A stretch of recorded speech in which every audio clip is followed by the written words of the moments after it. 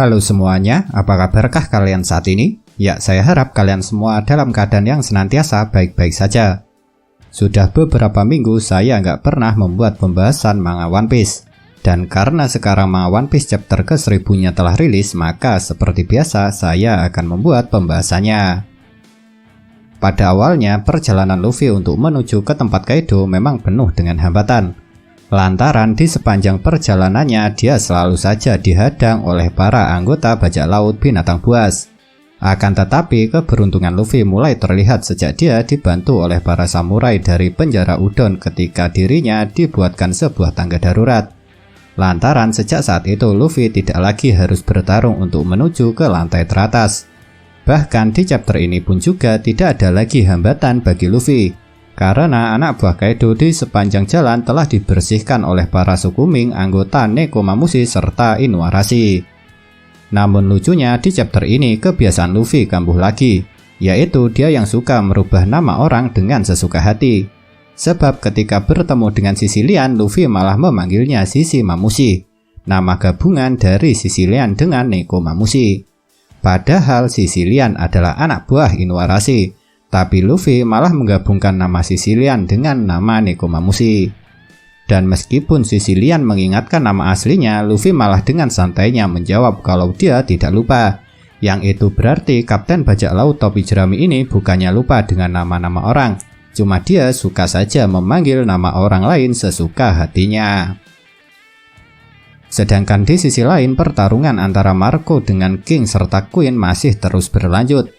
Tapi karena sejak awal tujuan Marco hanyalah untuk membantu Zoro agar dapat menuju ke tempat Kaido berada dengan cepat, jadi untuk saat ini mantan komandan divisi pertama bajak laut Shirohige itu hanya bisa bertahan dari serangan yang dilancarkan kedua anggota All Star tersebut.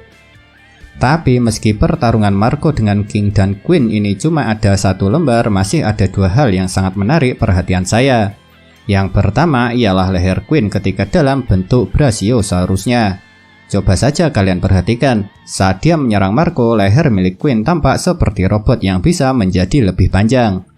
Jujur saja saya masih belum paham dengan maksud dari gambar ini. Soalnya leher Queen yang seperti ini memang baru ditunjukkan kali ini saja. Namun kalau menurut saya karena tangan kiri Queen berbentuk robot, ada kemungkinan jika dia juga sudah memodifikasi seluruh tubuhnya menjadi robot layaknya Franky. Dan hal itu akhirnya juga berpengaruh ketika Queen berubah ke wujud Brachiosaurusnya. Makanya di pertarungannya kali ini ketika melawan Marco kita diperlihatkan dengan gambar tersebut. Ya tapi itu cuma berdasarkan dari pendapat saya pribadi, jadi belum tentu juga benar. Oleh sebab itu, jika kalian mengetahui maksud dari gambar ini, entah itu fakta ataupun teori, silahkan tinggalkan pendapat tersebut di kolom komentar, supaya kita bisa saling bertukar pendapat agar dapat memahami maksud dari leher Queen itu. Dan hal menarik kedua yang terjadi di pertarungan Marco dengan King serta Queen ini, ialah terungkapnya fakta serangan kedua All Star tersebut masih belum bisa melukai Marco. Lantaran Queen sendiri mempertanyakan apa Marco itu kebal atau bagaimana. Seperti yang kalian tahu kalau kekuatan buah iblis Marco memang dapat menyembuhkan tubuhnya dari luka. Dan karena menurut Oda Sensei api biru Marco ada batasan seperti apa luka yang dapat disembuhkan, itu berarti serangan King serta Queen masih belum mencapai batasan tersebut.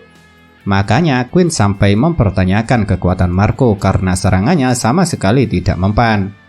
Namun kalau menurut saya cepat atau lambat serangan King dan Queen pasti akan dapat melukai Marco. Sebab nantinya King ataupun Queen pasti akan memberikan serangan yang lebih kuat lagi. Dan hal itu kemungkinan bisa menimbulkan luka yang tidak dapat disembuhkan oleh api biru milik Marco. Di chapter ini Yamato memang masih memberikan penjelasan kepada Momonosuke serta Shinobu. Dan dalam penjelasan Yamato ini ada beberapa hal yang menurut saya sangat menarik. Yang pertama ialah sepertinya jurnal milik Oden yang ditemukan oleh Yamato memiliki judul D. Jujur saja sebenarnya saya sendiri masih tidak terlalu yakin dengan yang satu ini.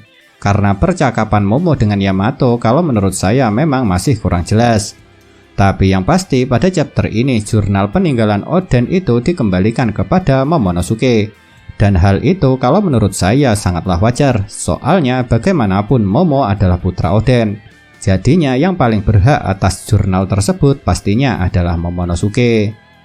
Namun dari percakapan ini akhirnya juga terungkap kalau bahwasanya ternyata dulu ada orang yang menyelamatkan serta melindungi jurnal milik Oden itu ketika istananya terbakar. Dan karena Yamato mengatakan kalau jurnal tersebut dia temukan di pinggir sungai, itu berarti besar kemungkinan yang menyelamatkan serta melindungi jurnal milik Oden itu adalah Kawamatsu. Karena jika kalian ingat dulu Kawamatsu lah yang membawa pergi Hiyori dengan menyelam ke sungai. Dan mungkin selain membawa pergi Hiyori, Kawamatsu juga membawa serta jurnal milik Oden. Namun sayangnya jurnal tersebut malah jatuh dan hanyut. Dan pada akhirnya ditemukan oleh Yamato di pinggir sungai yang sekarang dia kembalikan kepada Momonosuke. Di dalam jurnal milik Oden bukan hanya menceritakan perjalanannya saja, melainkan juga ada tulisan ramalan 20 tahun lagi bakal ada bajak laut muda serta kuat yang muncul di dunia baru. Dan ramalan itu terbukti benar. Soalnya para bajak laut muda yang kuat itu adalah para bajak laut yang dikenal sebagai generasi terburuk. Yang salah satunya adalah Luffy. Makanya setelah membaca jurnal tersebut, pada awalnya Yamato mengira Ace akan menjadi salah satu bajak laut muda serta kuat yang ada dalam ramalan itu. Namun sayangnya hal itu tidak menjadi kenyataan. Sebab Ace harus meninggal 2 tahun sebelum ramalan itu menjadi kenyataan. Oleh sebab itu pada chapter kali ini kita kembali diperlihatkan dengan cerita flashback Yamato dengan Ace. Dan di dalam cerita flashback ini masih memiliki inti yang sama dengan yang kita lihat di chapter lalu, yaitu Ace yang sangat semangat menceritakan mengenai Luffy kepada Yamato. Cuma bedanya kali ini kita diperlihatkan ketika Ace sangat gugup setelah menceritakan impian Luffy kepada Yamato. Lantaran dia tidak ingin impian adik kesayangannya tersebut ditertawakan. Sebab Ace sangat percaya kalau Luffy pasti bisa mewujudkan impiannya itu.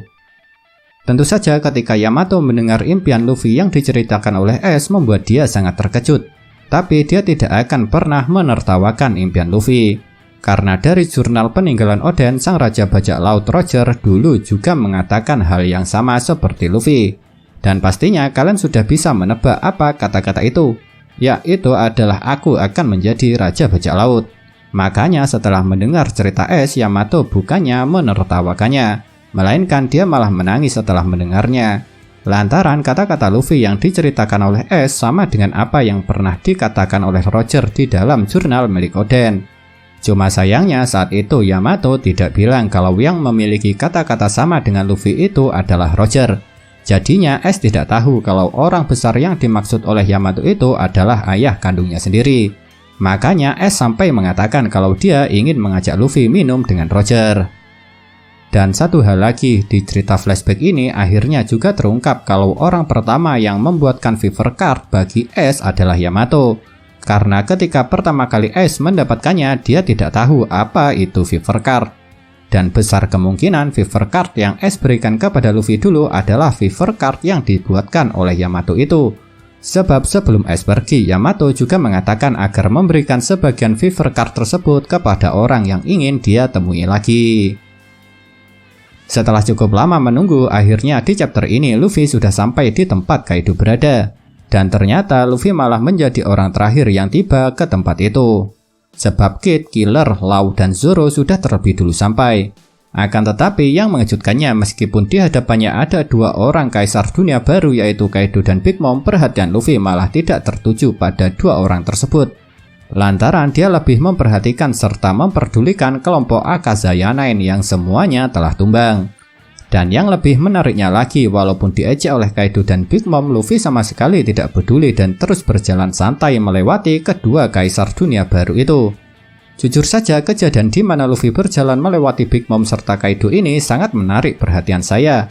Soalnya siapa sangka kalau dia akan begitu saja berjalan dan tidak memperdulikan Kaido dan Big Mom, dan malah berfokus menghampiri Kinemon yang terluka parah untuk menolongnya. Dan tentu saja Luffy juga minta maaf kepada Kinemon karena dirinya datang terlalu lama yang akhirnya tidak bisa membantu. Makanya ketika Kinemon memohon kepada Luffy untuk membantunya menyelamatkan negeri Wano dengan menangis, tanpa pikir panjang lagi Kapten Bajak Laut Topi Jerami tersebut langsung menjawab kalau dirinya pasti akan menolong karena negeri Wano adalah negara teman-temannya. Dan setelah itulah Luffy meminta kepada Law untuk memindahkan semua orang yang terluka ke bawah, supaya mereka tidak akan terkena dampak dari pertarungan yang akan terjadi nanti. Tentu saja Kaido sangat marah saat dirinya tidak diperhatikan oleh Luffy, sebab apa yang dilakukan oleh Luffy ini sama saja kalau dia meremehkan Kaido. Oleh sebab itu, Kaido langsung berusaha menyerang Luffy dari belakang saat dia berusaha menyelamatkan Kinemon. Tapi meski akan diserang dari belakang, dengan kemampuan Kenbunsoku Haki yang ia miliki, pastinya Luffy dapat menghindari serangan tersebut dengan cukup mudah. Oleh sebab itu, setelah berhasil menghindari serangan dari Kaido, Luffy langsung mengaktifkan Gear 3 miliknya dan melancarkan serangan Red Rock-nya. Dan mengejutkannya, serangan Luffy ini bukan hanya mengenai Kaido, bahkan serangan ini juga berhasil membuat Kaido tersungkur dengan hanya menerima 1 kali serangan saja. Yang hal itu pastinya membuat semua orang terkejut, tak terkecuali Big Mom. Sebab Big Mom pastinya tidak menyangka kalau Kaido bisa tersungkur oleh Luffy hanya dengan 1 kali serangan saja. Dan setelah berhasil membuat Kaido tersungkur inilah Luffy dengan lantang kembali mendeklarasikan perang kepada Kaido, dengan cara memperkenalkan namanya sendiri sekaligus mengatakan kalau dia akan mengalahkan Kaido dan akan menjadi Raja Bajak Laut. Memang benar serangan yang dilancarkan Luffy ini masih belum cukup untuk dapat mengalahkan Kaido.